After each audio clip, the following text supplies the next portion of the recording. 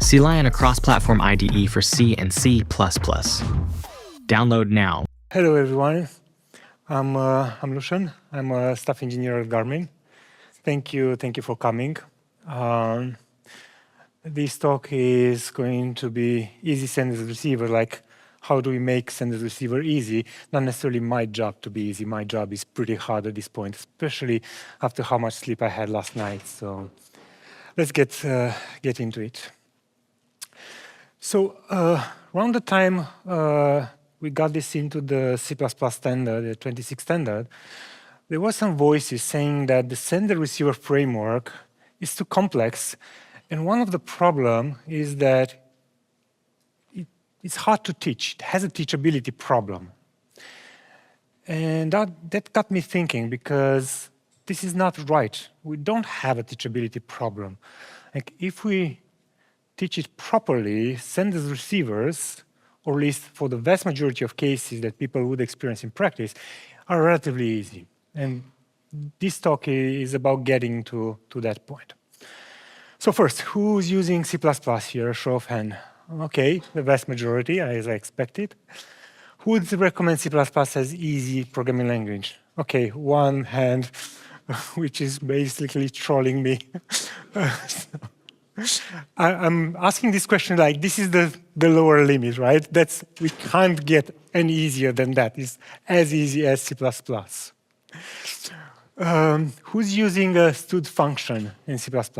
OK, a vast majority of users. Iterators? Same? OK, good.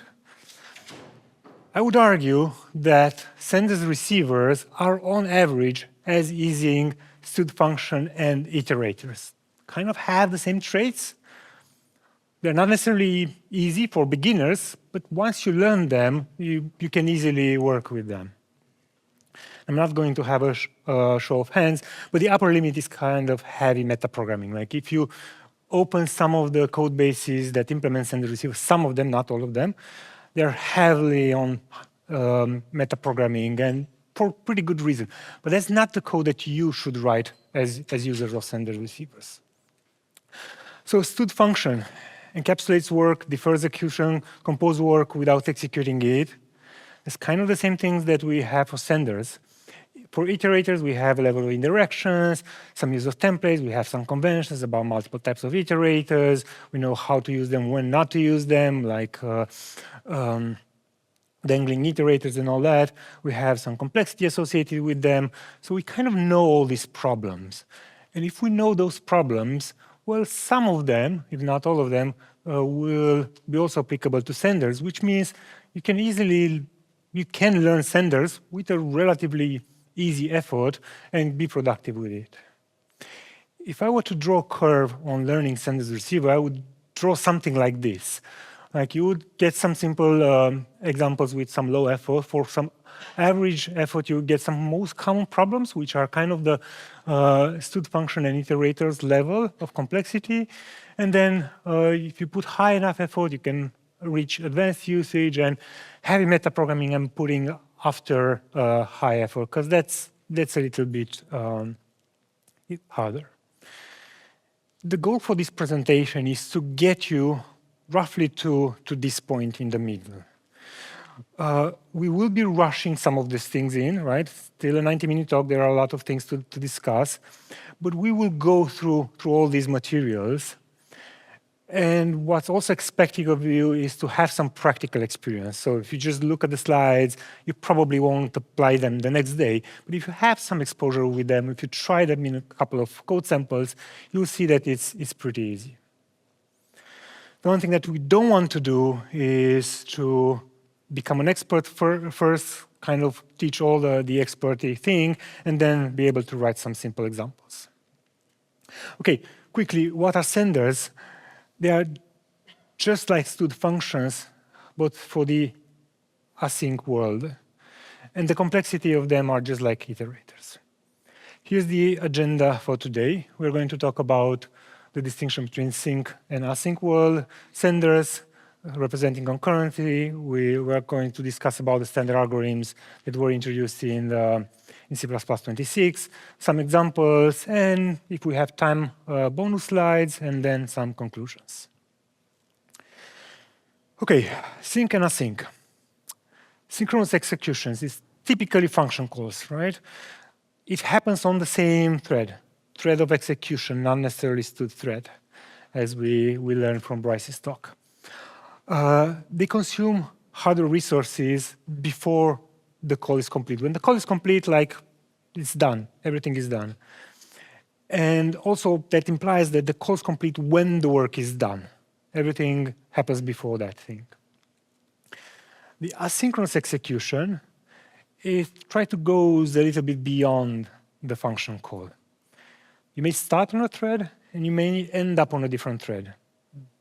And typically, when I say thread, here I'm not saying thread of execution. I'm typically saying std thread. Maybe execution agent, but whatever. Std thread is better. The call completion does not necessarily mean work completion. I can call something to start some work that completes immediately the call, but the work completes after some time. And the hardware resources are not necessarily bound to a thread. I hope that kind of makes sense. That's kind of the general intuition about asynchronous execution. So if we look at a diagram, this is how you lay out the work in a single thread. If you have multiple threads, then you start some async work, you do the work on a different thread, and you complete the work on a different thread, right? So the end of that work does not happen on the first thread. It happens on the second thread. You may also have the cases in which you have multiple threads at once doing the same thing, and of course you complete on one of those threads. The point is here that the async start and the async end are happening at different times and in different places. If we were to put that into a table, we can put the two main characteristics of this distinction: completion time and place. For synchronous execution, the completion time is immediate. When you get your call ended, that work has completed. For async, is deferred. You may have the work completed sometime later, or you may have the completion time sometime later, depending on what you're doing. The completion place on the synchronous is the same thread. On the asynchronous side is on a different thread.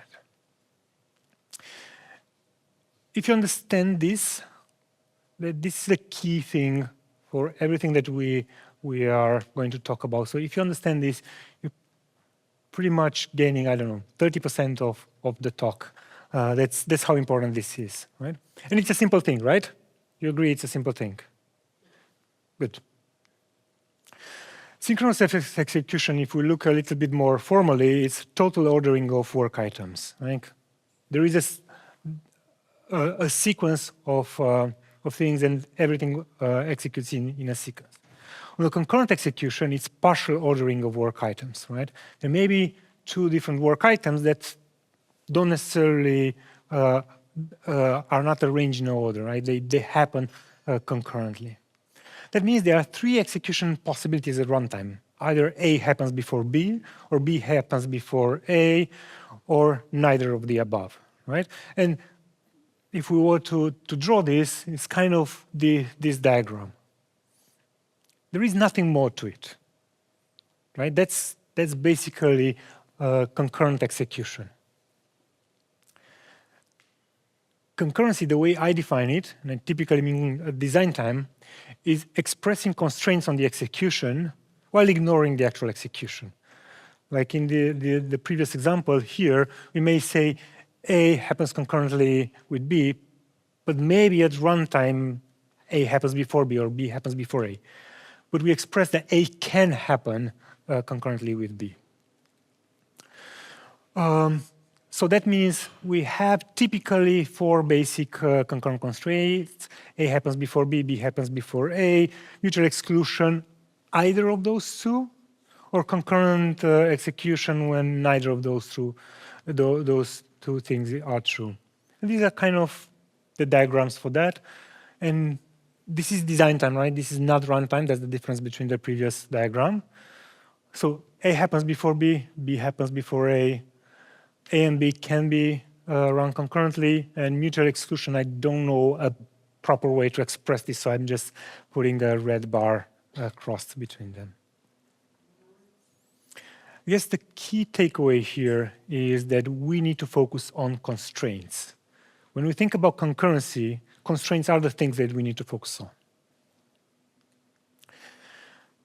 In the 70s, we moved from ad hoc to structured programming.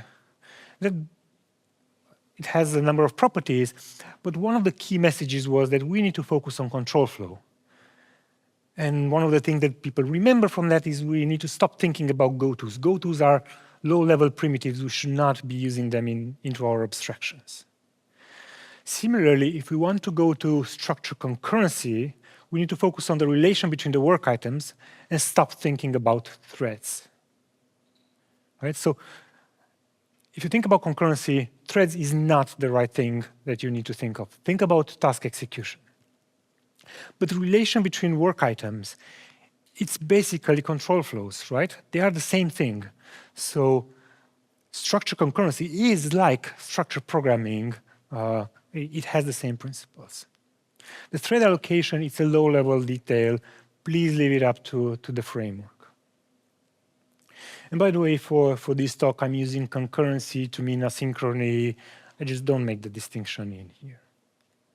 So completing up our previous table, we have two more lines in here. The work ordering for synchronous is total, for asynchronous is partial. And even though there is no distinction on the focus that we need to have, I just put it in here because it's so important. Focus on the control flow. If you got this, then probably you reach 50% of everything that you need to do without even discussing senders, right? So just focus on this one. Okay, it's time to go into senders. They describe asynchronous work. They compose well. They are executed lazily. And they provide us means to have safe concurrency. Right? Those are the four things. I'm not going to show you the definition of the concept. Those are the things. I think the most important thing is describe asynchronous work. Right? So we said concurrency. We said we want to easily think about concurrency. Senders are the key to use that thing. And let's start with a hello world example. How many of you can read the code on the left side of the screen? Just to, okay, half of the room, so that's pretty good. I don't have to explain all the details. The code on the left side is equivalent to the code on the right side. On the right side, we have a computation which is encapsulated in a std function. We have a hello world string, and then we print it. That's all inside the function. And then at some point later on, we execute the function. On the left side, we have the same thing.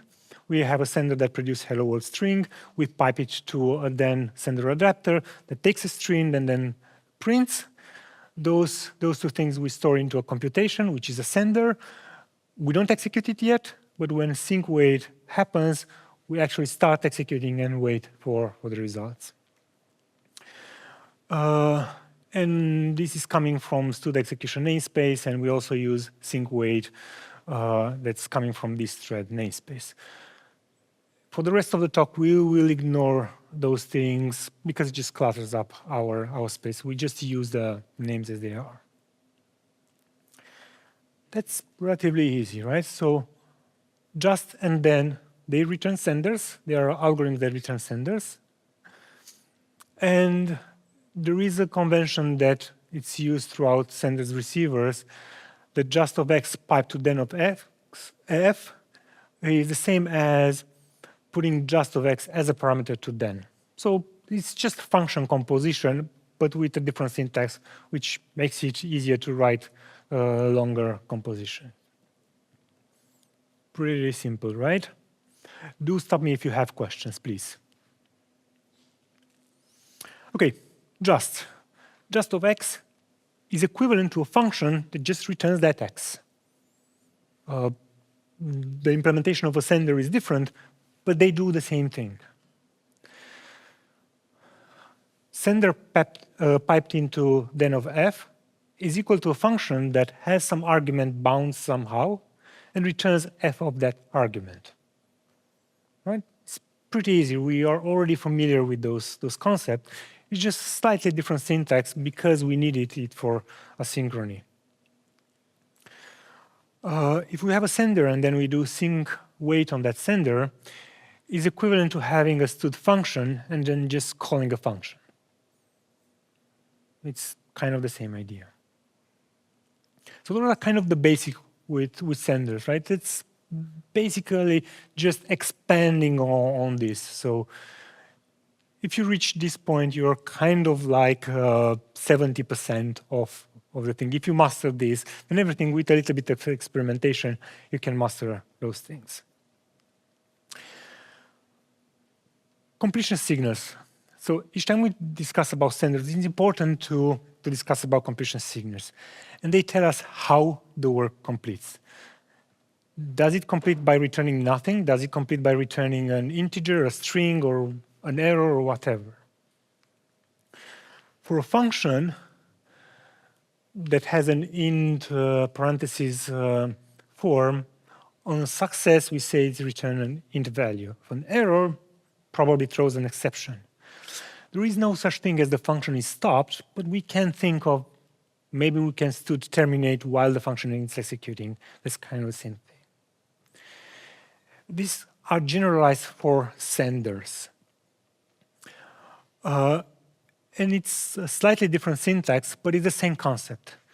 A sender completes with success, but it invokes this set value with some values in there. They send this value, it's a success. If it's an error, it will complete with a set error completion signal. And in this case, the error may be a stud exception, error code, whatever.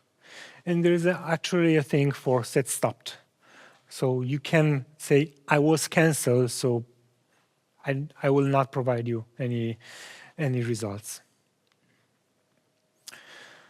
A set value is kind of a generalization of a success completion for a stud function, in which you can have multiple values in one signal, like, for example, set value of 13 and prime. Or you may have multiple types of success completion. Either set value of 13 is called, or set value of prime is called. The first one corresponds to, like, a simple example that produces that is just 13 comma prime. So this is a sender that will produce this completion signal, set value of 13 and prime. And this other one is something like when any, just of 13 and just of prime. When any is not an algorithm being standardized, but people do discuss about it. I would hope it will get standardized at some point. Set error is just not for exceptions. You can have exceptions, error codes, strings, integers, whatever types you have. The only condition is you have one value in there. You can't have multiple of them, like with set value. And set stop is just signals cancellation. There is only one form of it. Completion signatures is a list of possible completion signals.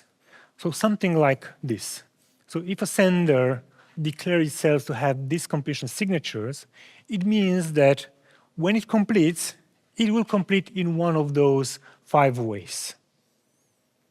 Right? And that's how it completes. It should always complete. Like, if not, it's a problem with the sender is not well written.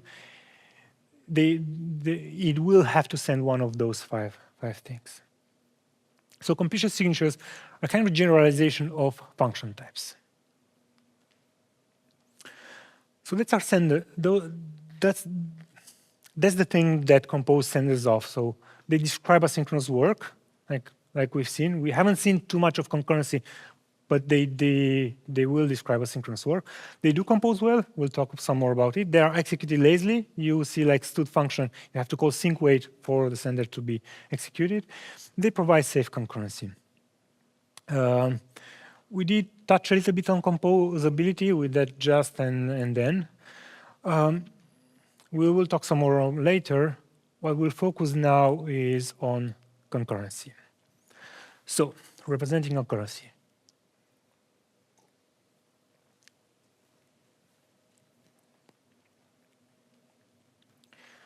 by now you know the basics, so everything that's in here is just like examples of how you can build more and more complex stuff. So the first thing is, let's do a hello world for concurrent world. We have a parallel scheduler. A scheduler is something that tells us how to run things. And in this case, it tells us that we can run things in parallel. Then we say schedule on that scheduler object that will complete on a thread belongs to that scheduler. And then we print something. And that means that the print will happen on a thread of what we got from getParallelScheduler. And when we sync wait for this, we basically take a thread from that scheduler, execute that std print on it, wait for the result, and then there is no result, so we don't return anything. It's pretty simple, right? Nothing fancy. A scheduler is a handler to an execution context that describes where we can execute work. Execution context is a pretty fancy word. You can think of it as a thread pool. And a scheduler is a handler to a thread pool. Scheduler of sched just sends a completion signal from a thread belonging to that scheduler.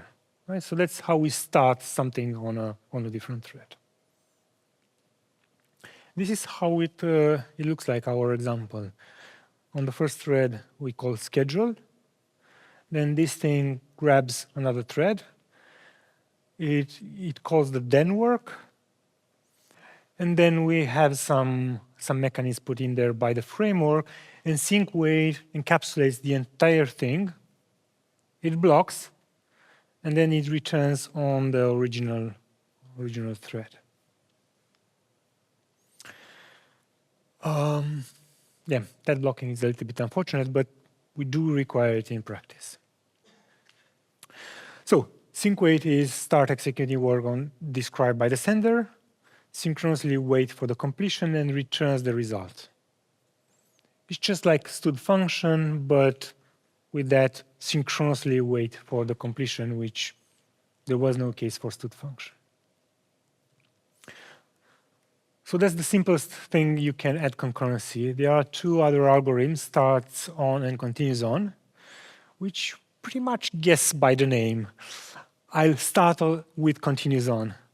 So if you have a sender that says just is a sender that produces nothing. It just sends a completion signal.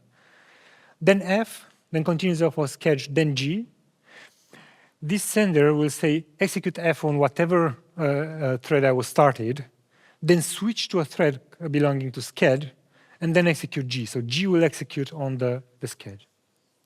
The other one is a slightly different form, starts on sketch to sender, that will start sender on the given scheduler. If we put these two things together, what we'll actually do is start on scheduler 2, we execute F on scheduler 2, then we move to the first scheduler, and then we execute G on the first scheduler.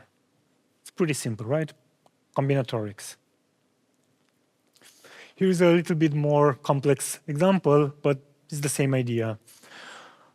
So I have a sender that reads the data. I'm just going to use connection and buffer from my local context. I will pass that to the function given to then, which is a read data. You can imagine that read data takes a connection and a buffer, just has that function and calls it. In that first sender, we don't know where we'll execute this. The second sender will tell us. So the all work sender starts on IO scheduler and executes the first sender. Right? So that means that the read data will execute on IO scheduler. And then we continue on the work scheduler. We process data on the work scheduler, then we move back to IO scheduler, and then we write the result. And then, of course, we do lazily execute all the work. So basically what we are doing here is say all the IO happens on one scheduler, and then all the processing happens on the other thing. And that's pretty easy, right? Once you get the syntax, which half of you will already do. Please.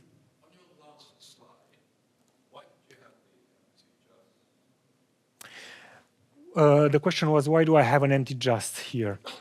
Because then needs to be piped in with a sender. So then always takes a sender. There is no such thing as then starting flow. Right? So I need to have, I will show you later, there are three types of sender algorithms. There are sender producers, adapters, and consumers. Hope I got the terms right? So this one just produces a sender taking nothing. This one consumes a sender and produces a sender. And the sync weight is one of that just consumes a sender.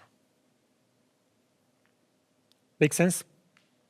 You can, and I think I've done that in the past, you can put this and this together. You can make an algorithm, say, execute. They will just bundle this together. That's one good way of doing it.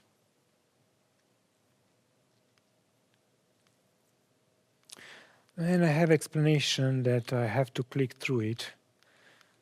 That's what happens when you're not paying attention to your slides. The third big way in which you can introduce concurrency is by using bulk algorithm. And this one will execute a lambda for every index in a range. In this case, from every index from 0 to x dot size, it will execute my lambda, and the value that's passed here is the value that was received from the previous sender.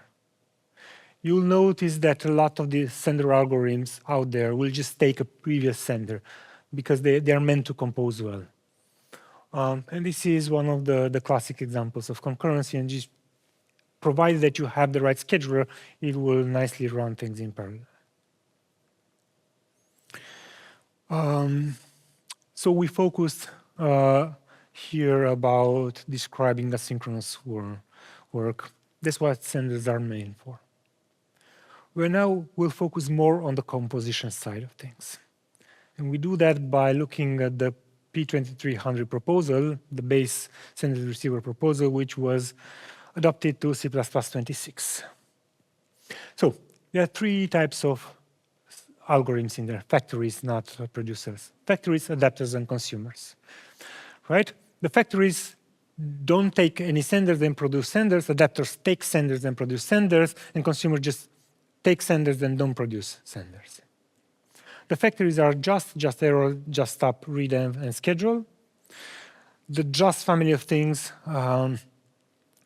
it's pretty simple. We've seen just with some expressions in there. Equivalent, I'm not going to use the stud function in here because you get the point, is equivalent to having those expressions. Just error E, it's equivalent to throwing E, but of course, just error can happen not just with exceptions, it can happen with other things, and just stop is maybe equivalent to stud terminate. Readev is advanced stuff. It queries the receiver for a property, for example, like get the scheduler, or get the stop token, and all that. I'm not going to go into details with that. Schedule of sched, we've already seen this one. It completes a thread from sched, so it's a way to start concurrency. And those are all the senders producers. Factories, sorry. Adapters, there's a bunch of them. But that's because there are different forms that we want to combine them. In practice, there's not much you have to learn here. Once you understand a couple of them, you'll pretty much understand all of them. We already see then. So this is equivalent, if we put it into an expression form, is roughly equivalent to f of prev. Upon error, is like then, but works on the error channel. So on the success, it just returns whatever the previous had. If it receives an error, it will call f with that error and returns it. Right? This is a pretty awkward thing because you take an exception and return a value. It needs to be of the same type as the one from the success channel. Upon stop is kind of like upon error, but it catches cancellation. So if this was somehow ever supported in C++, that would be the equivalent. Let value, one of my favorite algorithms. This is one of the most powerful algorithms, but one that's typically given a hard time for users. We do use it for two main reasons. We use it as a monadic bind. Who knows what a monadic bind is? Okay. That's the challenge with let value. And then the other one is when the value lifetime needs to be bigger than the asynchronous operation that we are performing. Okay, I will be explaining a little bit more about monadic bind. So let value is, think of it as a then, but behaving differently. This would be the equivalent form. So we first evaluate the previous thingy. We get a value. And instead of applying the given f, instead of calling f with the given value and return another value, we call f with the given value and return some work that we need to do. Right? So in the then case, we return the value here. For let value, we return some work. And then we basically execute the work, if there is ever an evaluation of this thing. Does it kind of make sense? No. I will try with the next slide. You have to have spend some more time with this one, because this is the one that's most trickier to get. Trying to put a parallel between. So there is no such thing as sender of t in the standard, but we can imagine there is one. This would be the signature of then. So if we pipe a sender of t, we have a function that goes from t to u. The whole thingy will return a sender of u. With the let value, instead of that returning a u, we need to put a sender of u. Right? So let value requires a function that returns a sender. Then requires a function that returns a value. Let value takes a function that returns a sender. And then basically it mirrors the same type here. Right? So think about that. That goes from a return of u to a sender of u. This goes from a return of a sender of u to a sender of u. And to make this even clear, try to make this clearer, I am drawing a parallel with stud optional. So you know there is a monadic operation in stud optional, right? It's the same thing in here. So in this example, I have some option of a string. I try to call this toInt thing, which tries to convert the string into an integer. Of course, it produces an optional of no value if it can't do that. Then if there is a value, I want to increment it. And then, again, if there is a value, I'm transforming back to string. And if there is not a value, I'm going to print not a number. That's how you would write a simple thing that if there is a value in there, you increment it by 1 in a string. You can put the same thing into a sender type of thing. And you see that toInt takes a string and returns a sender, right? It doesn't return an int, it returns a sender. And whenever you see end then, you would map it to a let value. And whenever you see transform, you would map it to then. Right? So if you understand the difference between end then and transform, it's easy for you to understand the difference between let value and then.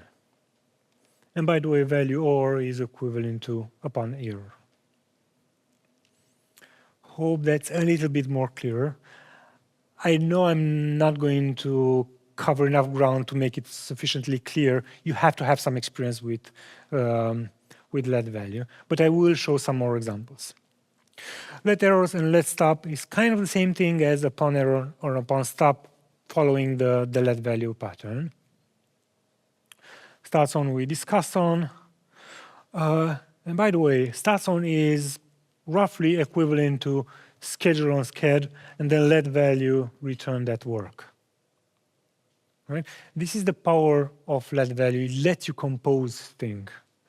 In functional programming, the monadic bind is the thing. You build kind of everything from it. Let value is the equivalent in here. It's very, very powerful. Continues on, we already discussed on. We haven't discussed, and that belongs to the concurrency thing, is run sender on the given scheduler. That is equivalent to starts on scheduler, so start sender on scheduler, and then continues on back, whatever was the scheduler we were starting on. So that's the kind of equivalent form of on. Scheduler from is an advanced thing. You shouldn't use it. It's used for customization so that you can customize multiple algorithms at once. When all is a pretty useful algorithm. It takes a bunch of senders and it completes when all the given senders complete and returns the value returned from all these senders. And so it's starting to become a pretty easy thing. Like we see combinations of how we can combine those senders, and basically there's algorithms for combining those things. Here is an example of schedule, of when all, sorry. We call schedule to start a new thread. We call F and G on those two different senders, and then we print thread 1 and thread 2 in two different senders. Then we can when all both of these senders. That means we're probably going to start two different threads, execute F on one thread, execute G on one thread, print thread 1 on one thread, print thread 2 on a different thread, right? And then there is no return value from there, so when all doesn't return any value. Split is an interesting algorithm in some cases when you have when all. And the description is kind of awkward and it's hard to wrap your head around. Allows previous to be used more than once while executing it only once. It's clear, right? It's pretty simple. Trying to continue on the previous example, we have two senders that all use common in the beginning of their chain. And they do print thread 1 and print thread 2. So what we will expect at the end when we call when all is to have print thread 1 and print thread 2. And that common part is schedule, so create a new thread, then print once, and then split. If we would not have this split in here, it's basically like copying pasting this line over here in both of these things. That means we will be printing once twice because we have two senders that all try to do the printing. What split does, it says, I'm only executing this once regardless of how many times my sender will be used downstream. Hope that makes sense. And yes, you can split it more than two. Question? So this means that split caches the value? If there was some value in the value channel, for example? I don't know how it's implemented. I knew at some point, but I think it is, yes. It's definitely more expensive than not doing it. It has to have some synchronization in there because it should be started only once, exactly once. Oh, sorry, 0 or once. 0 times or once, right? So you have to synchronize who's the first thread that's calling this on which one. So I would expect to be more synchronization in there. But to be honest, I don't know the details at this point. So this is going to print once thread 1, and it's going to just thread 2. Print once thread 1, once thread 2. Yes, so it's going to print once thread 1 and thread 2. Thread 1 and thread 2 may be overlapping, but once will be before thread 1 and before thread 2.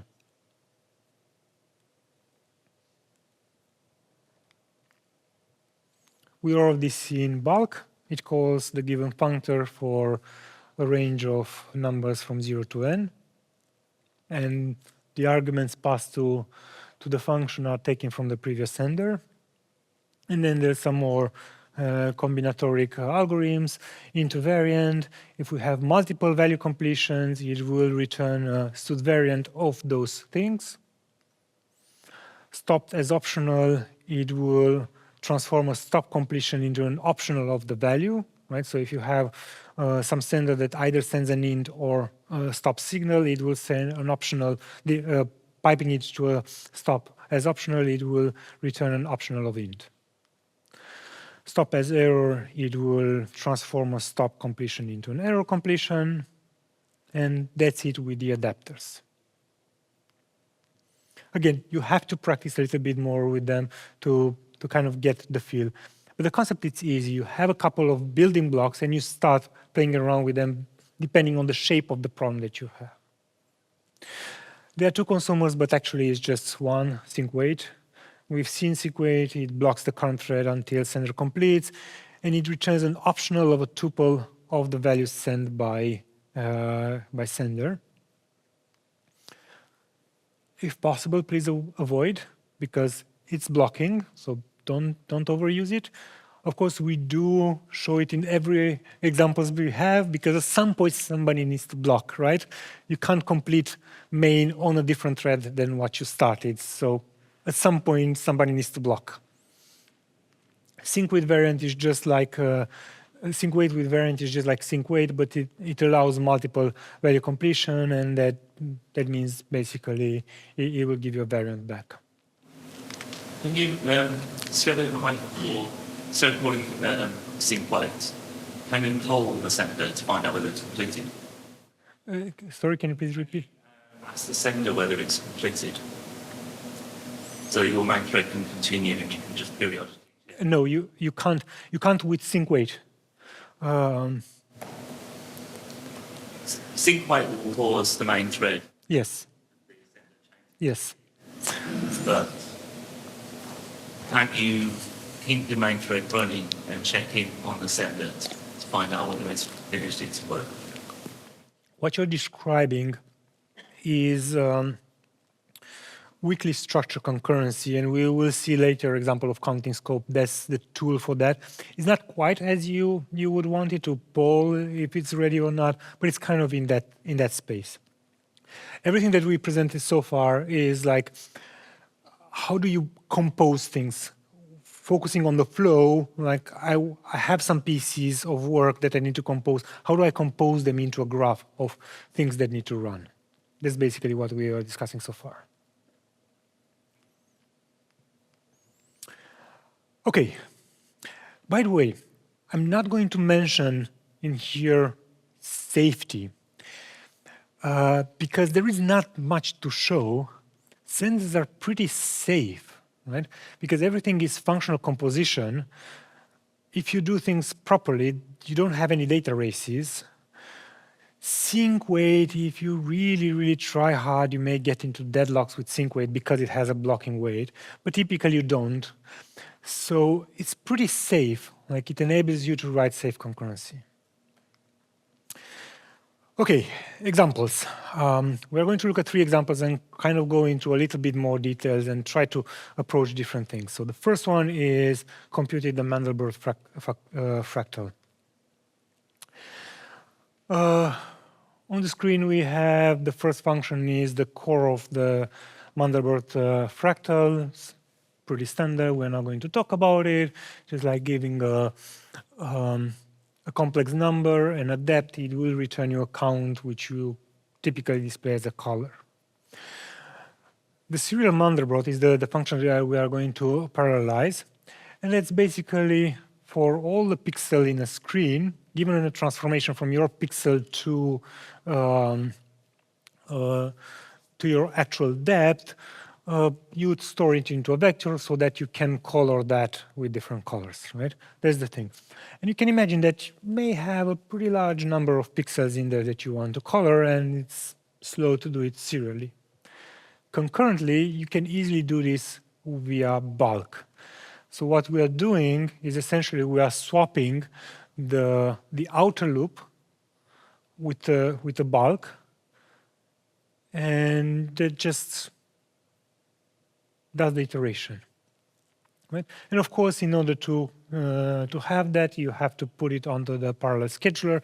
If you're not putting it, you may get interesting surprises, not parallelized at all. So you have to put it on some scheduler that knows how to do that. That's pretty much it. That's how you would just make a serial work into a concurrent one.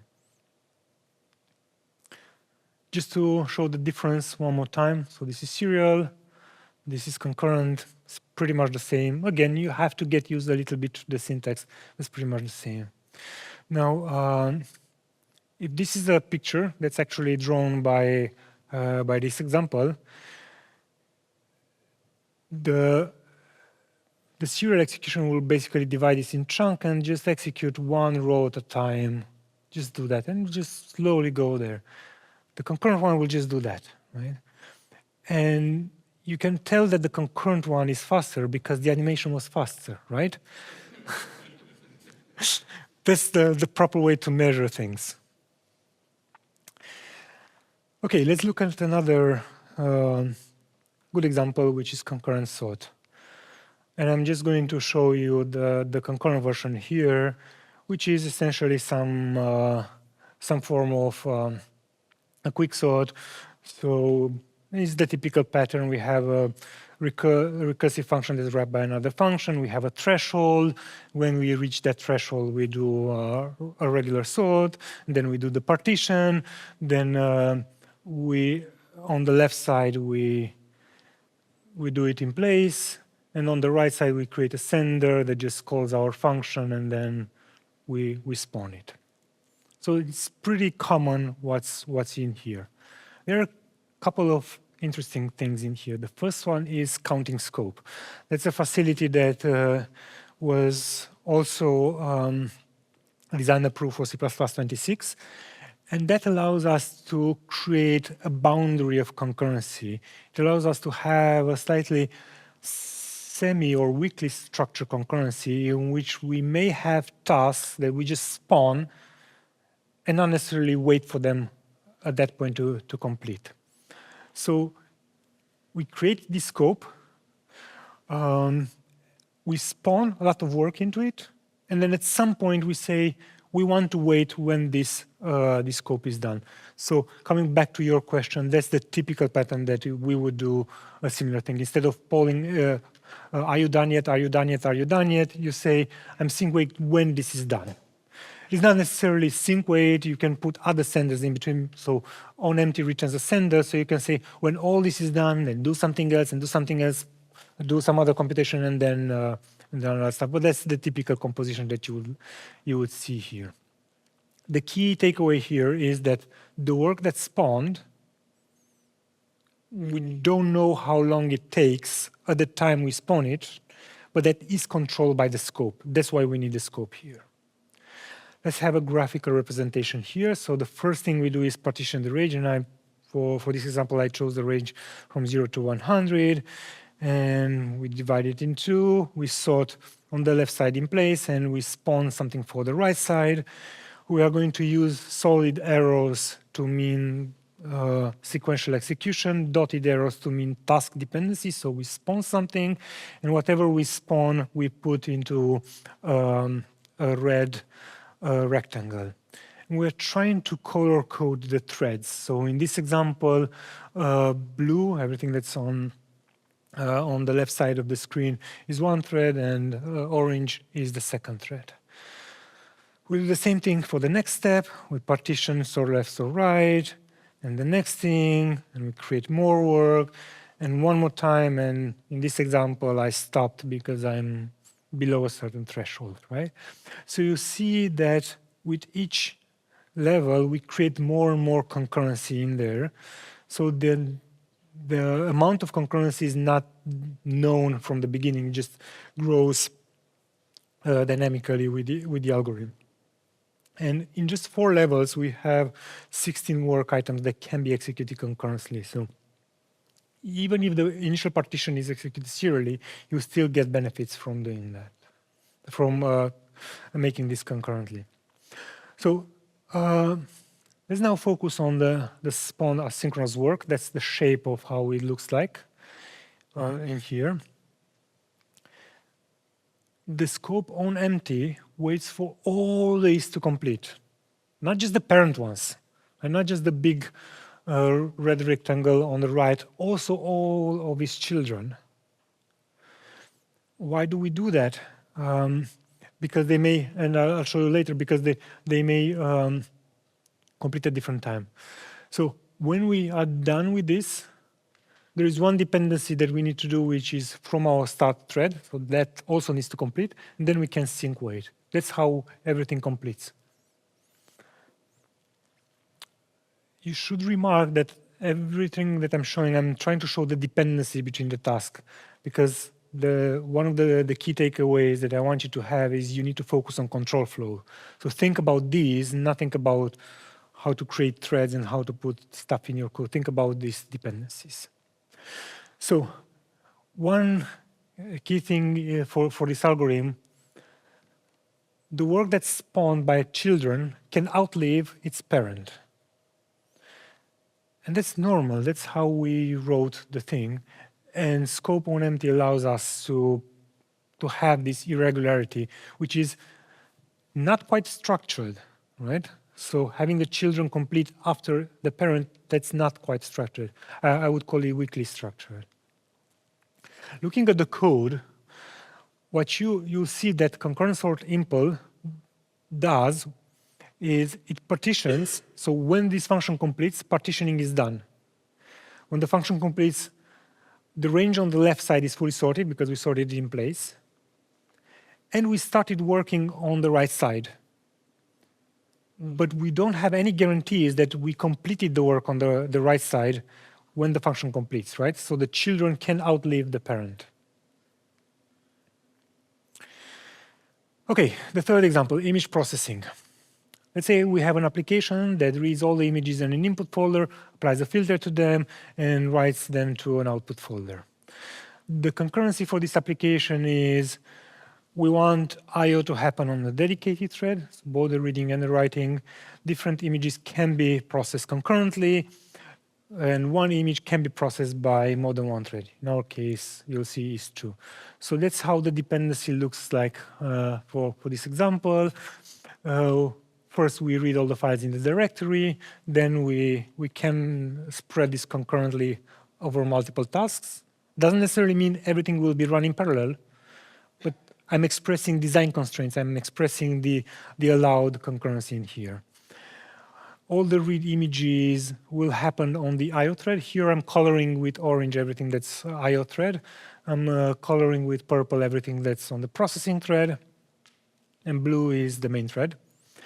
So the processing is decode the image from the bytes to the actual image representation, process the image, and then encode it back to the JPEG form, and then write it on the I/O thread.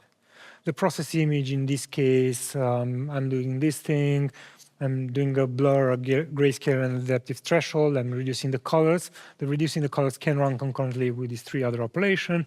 And from both of these, I'll take the results and apply a mask, and then that's my processing that I'm doing. So let's start with our main function. So I'm having a sender everything, and I'm calling this process file. So process file returns the sender, and then I'm sync waiting on that sender. It returns the number of process items, and I just print it out, right? So let's look into process files, which should return a sender. Whoa, process files is a coroutine. It does not return a sender. So how can that be? Well, it turns out that senders and coroutines are designed to work pretty nicely together. Coroutines can behave as senders, and the other way is also true. Coroutines can co-await senders, right? So there's a direction you can go both ways, from coroutines to senders and from senders to coroutines. And in order to support that, you have to make small changes to the coroutine time. Happily for us, we will have a standard one in 26, right, Dietmar? I don't know. We will have it. Dietmar is working hard on this. So that's std task. As I just mentioned, is the process for standardization. It's a coroutine type designed for asynchronous work. It integrates well with the senders. And to some point, you can think of it as a type erased sender. Coming back here, so You see it's a coroutine because I'm having co-return and co-await. You can see that I'm co-await scope on empty. So you see that a sender I can co-await, and then whatever this returns, so this coroutine, I can pass it into a sender. You've seen that in the previous screen. When co-return completes, this gets translated to a sender world as a set value call. When an error is thrown, that gets translated to a set error call. In here, what we have is we do have some initialization. We have a counting scope. We have a thread pool for the I/O, and we get a scheduler from it. We have the parallel scheduler to do our main work. Then we loop over all the files into the given directory. We do some basic checks where it's a JPEG. We get the path, and then we have some work. Then we spawn that work. Similar to the previous example, we just spawn a dynamic amount of work in here. Okay, so you can do a lot of things with senders, but senders are not great at a couple of things. So each time you put something to the sender, the type gets bigger and bigger and bigger. So when you need a type erase sender, you should probably use a task. And also, it's hard to write with senders when the logic is complex, when you have ifs and whiles and for loops and all that. That's kind of hard. So a coroutine is much better.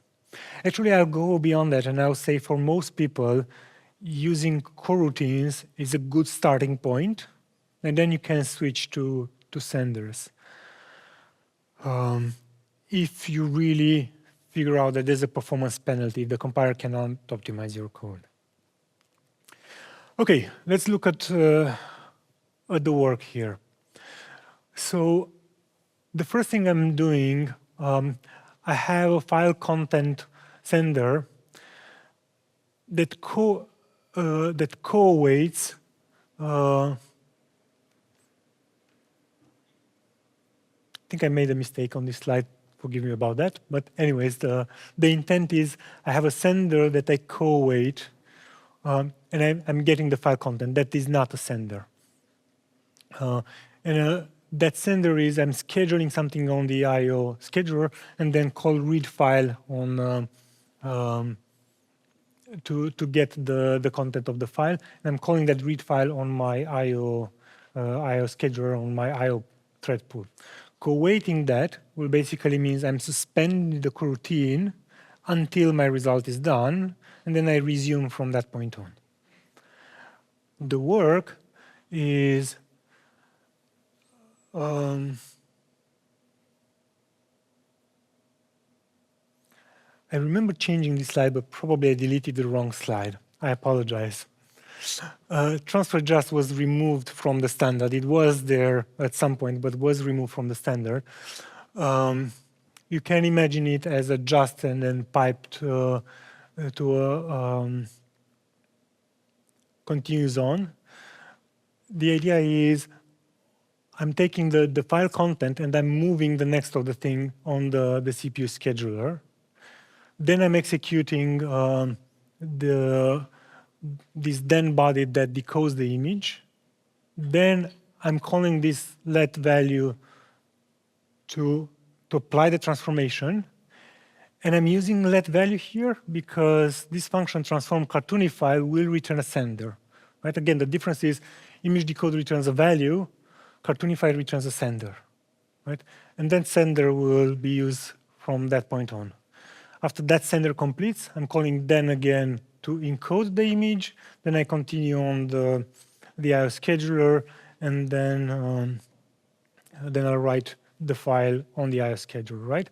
So I/O, then I switch to CPU. I do the decoding. Then I'm having with this let value the main processing. Then I'm doing the encoding back again, and then I/O and write it to the file. It tends to be a little bit syntactically not pleasing, but you can easily get around this with a little bit of experience.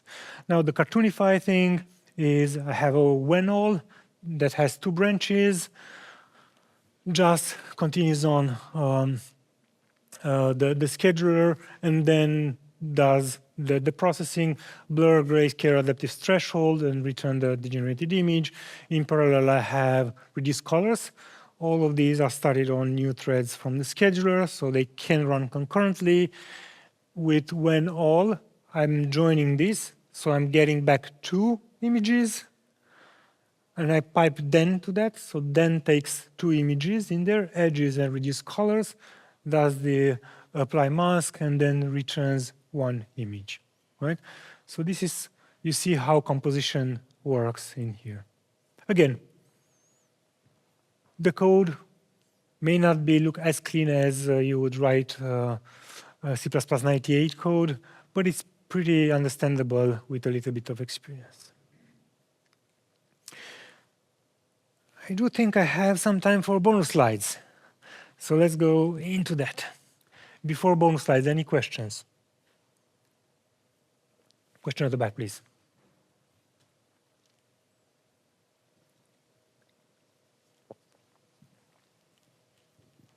There we go. So I had a question about split and let value. So on the slide where you demoed split, so you had a common equals to then print and then into a split, and the next 2 lines you used common twice, and then split means that the print only happens once instead of twice. My question there is, if you wrapped that split in a let value, would we get the print once or twice? I don't think you can do that easily. So let value is made for a different purpose, right? So let value takes a predecessor and a function that returns a sender, right? So I'm not sure how are you thinking to put this split in there. Can you please be more specific? Oh, yeah, what you said just made sense. Yeah, that wouldn't work because split needs to take a sender and doesn't. I was just basically trying to understand if, because split does some kind of caching, I was wondering if let value would basically mean that you would get a new sender per invocation of the previous sender, if you know what I mean. If you did not put a split in there, yes, you should.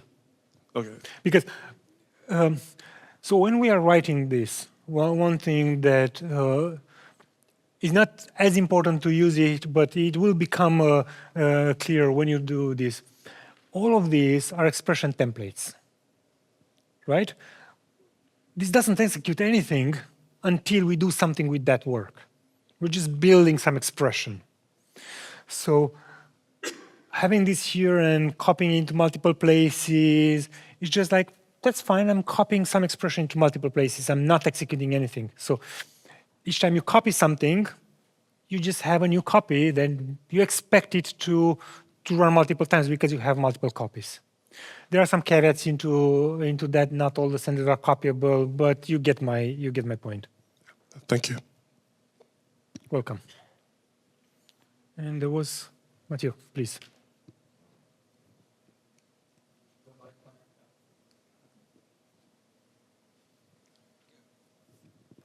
So yeah, you mentioned those are expression templates to basically build a task graph, roughly speaking. How bad does it get with compile errors if you have to repeat the types of, like, at some point you have a pipe and then the type don't match? Do you get like a book of types? You're so mean. So errors are not necessarily the strong thing for this thing. But the problem is this is not something related to the spec. It depends on the implementation. There are implementations that give you pretty much good messages. There are implementations which just like you can't understand anything from there. And Dietmar would like to speak for his implementation probably.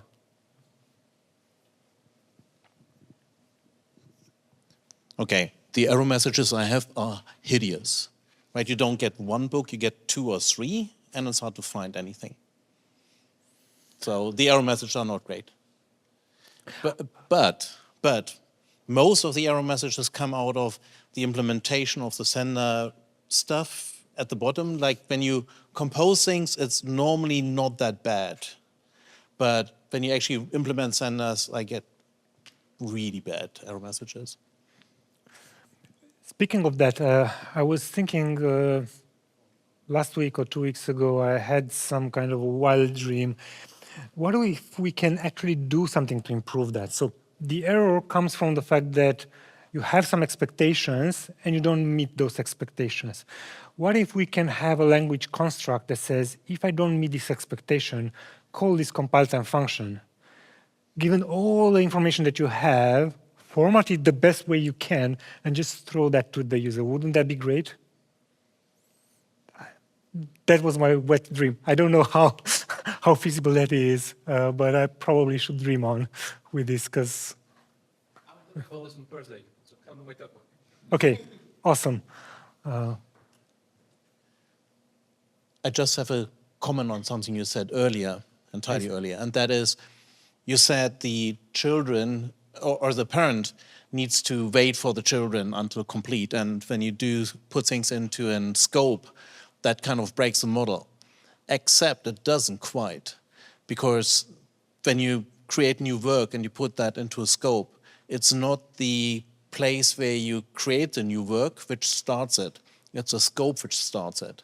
And the scope will complete only after, so it still stays structured. Yes, so, sorry, yeah, you're right. So the point I was trying to make is the work that we think is in there actually outlives the parent, but the implementation is, yes, you're right. The scope starts the work and the work completes it. That's why I was trying to highlight the scope. Thank you. Question there. So one thing I don't understand is, as far as I know, one of the core objectives of senders and receivers was to allow for multiple completion channels. And now if I want to use a sender adapter and want to decide if I want, so there's basically non-awkward way to return from let value one value or another, or even cancel it, or set an error, because I have to decide up front by putting it into let value. Or so you don't have to use let value for multiple completion signatures, multiple completion signals. There are senders that just do that. I can't think of any off the top of my head. But the support task, yes. a task, of course. The design is there from day one, and you can easily have that. Actually, Den does that. Like Den typically does a value completion and an error completion, right? That's by default.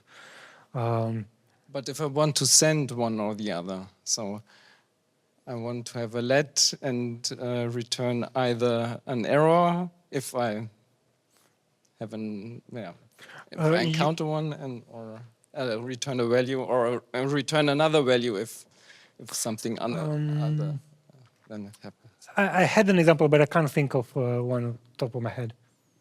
Please, Dietmar. So my comment to that is, it is definitely doable. There is no sender algorithm in the standard library, per se, but something like task can actually do it. So basically, on the task I define, you can complete with a value, an error, or a cancellation. And if task is basically just a sender algorithm implementation, anybody else can implement a sender which does it. So you can do it. It's just not that the standard library wants to do it.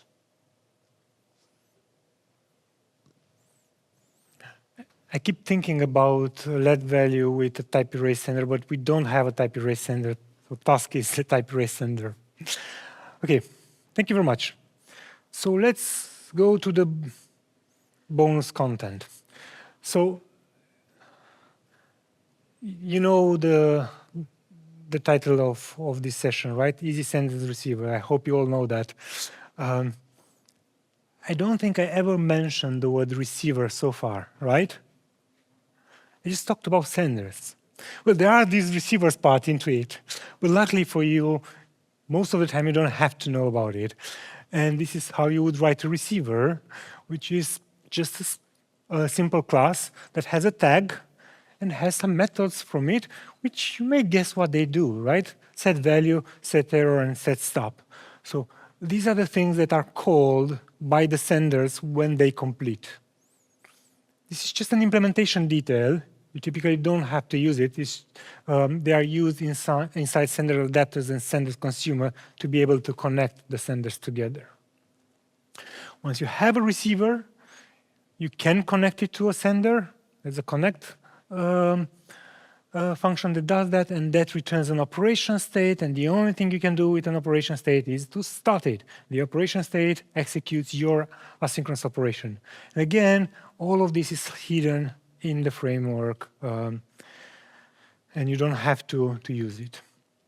So receivers receive completion signals, part of the senders, adapters, and consumers, and they are implementation details. Operation states, they are the actual asynchronous operation.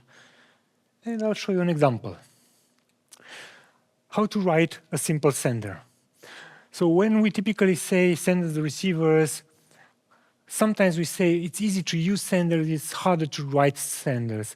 And lately I was thinking that, well, that's not quite true either. It's pretty easy to write senders as well, but not as generic as you would get from good libraries. So let's just have two examples here, just. So this is how you would write the just algorithm that returns a sender. There's the sender. We have some data, the value we need to send. We have a tag saying this is a sender. We have a completion signatures. In our case, we just terminate with set value of int. Set value t is a tag to denote the completion signal. Completion signal, yes. Then completion type. We have an environment. In this case, is empty. I will briefly mention the environment later. And then we need to have a way to connect our sender with a given receiver, like the thing that we are calling. And this one should return an operation state, which is this just int op. And here is an example of an operation state.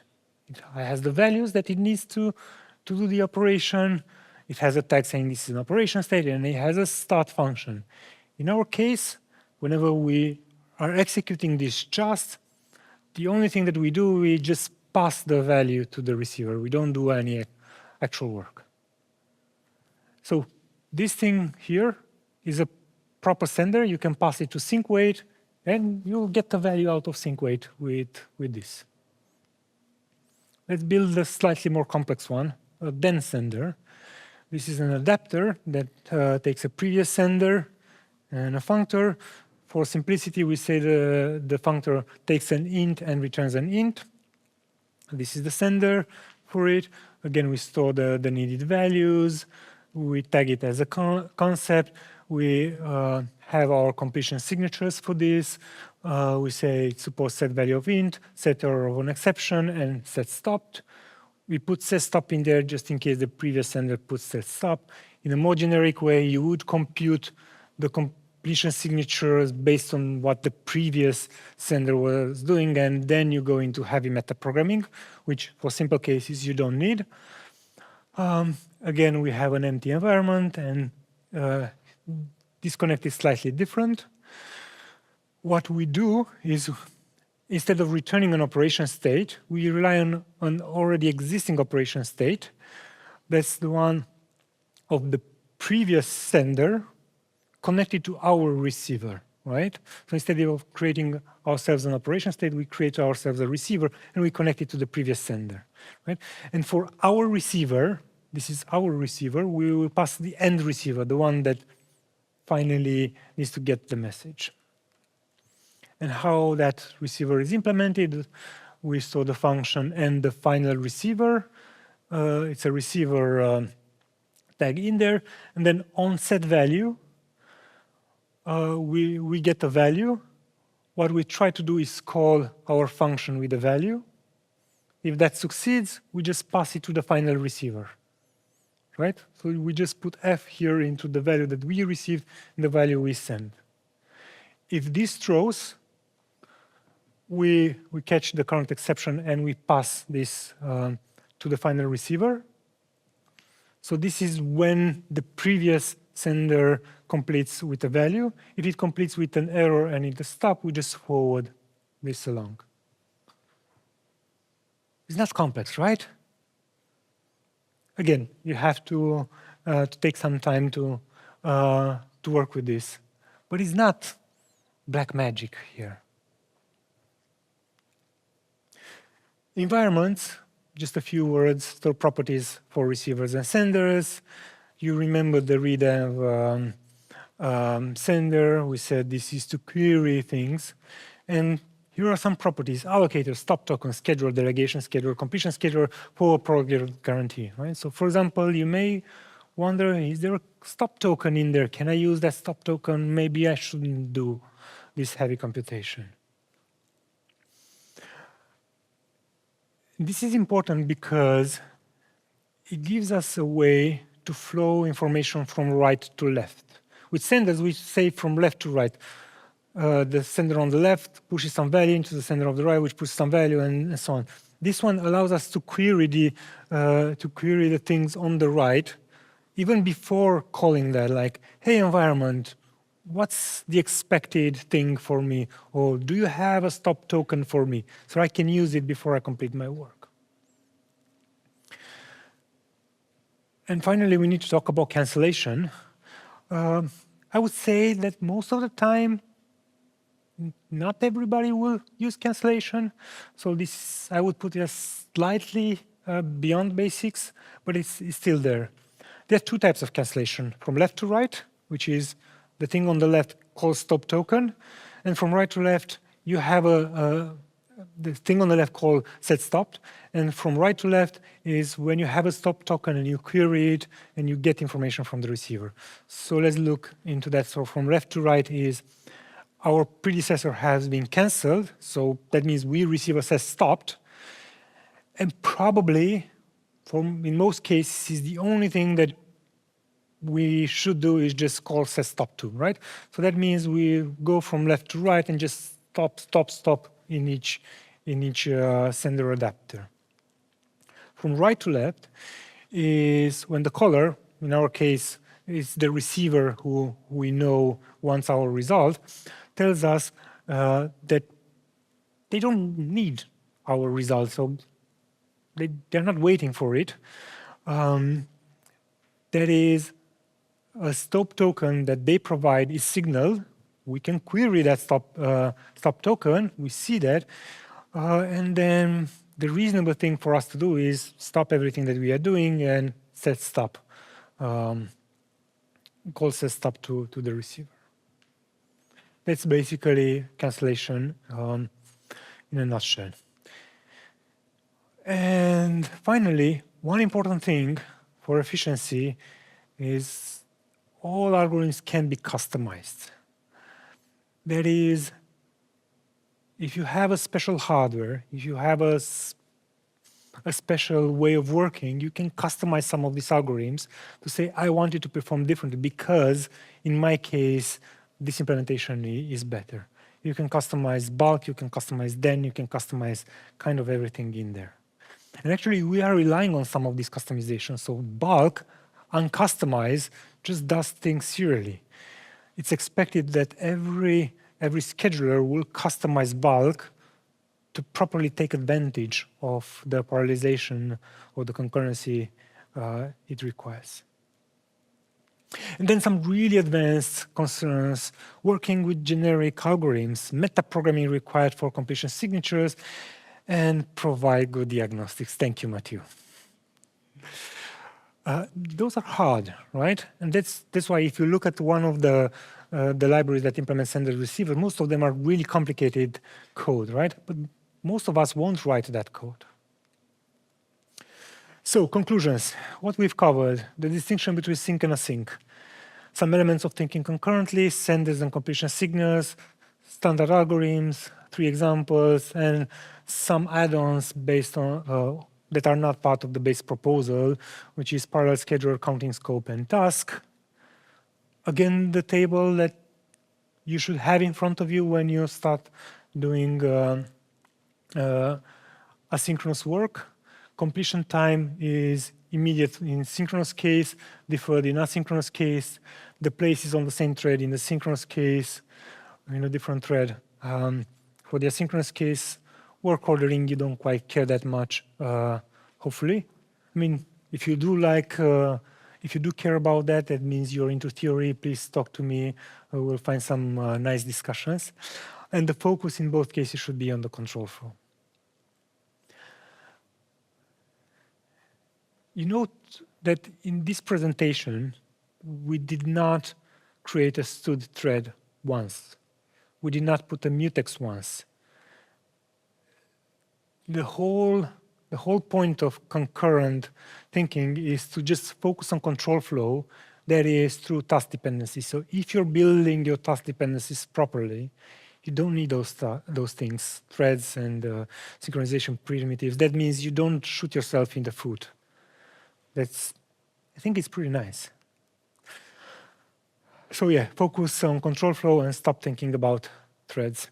By the way, it was several years in a row in which JetBrains made those surveys, and the #1 problem that C++ developers had was threading. That's why, because we're thinking in threads and synchronization primitives. We like to hurt ourselves. If you focus on control flow, things are better. We did say senders describe asynchronous work. Kind of show that they compose really well. There are a ton of ways in which you can compose them, and you can build your own. They are executed lazily, just like stud functions, and they do provide safe concurrency. We did go over the algorithms in the base proposal, P2300, sender factories, adapters, and consumers. We went through 3 examples that cover using senders and algorithms, adding concurrency, get parallel scheduler, counting scope, and task. And I guess the takeaway that I'll have after this is that it's easy to learn senders and receivers if you know that distinction between sync and async. If you know what structure concurrency is, meaning the basic principle to focus on control flow and stop thinking about threads, to know that senders are the thing that model asynchronous computations, if you know a little bit about senders algorithms, and of course you have a little bit of experience. Don't expect after this 90-minute talk to just go the next day and write your applications in senders receivers, but with a little bit of practice, just like you would use with iterators and stud functions and other stuff that we have in our standards, you get there pretty easily. Now, I would say that we kind of reached this point, right? We did discuss some advanced stuff, so we went a little bit up on that curve. But I would say that probably most of you can take away some of these things, and by looking at the reference, by trying out a little bit, you can get to solve common problems with sender receivers. And again, we did that in a relatively short amount of time.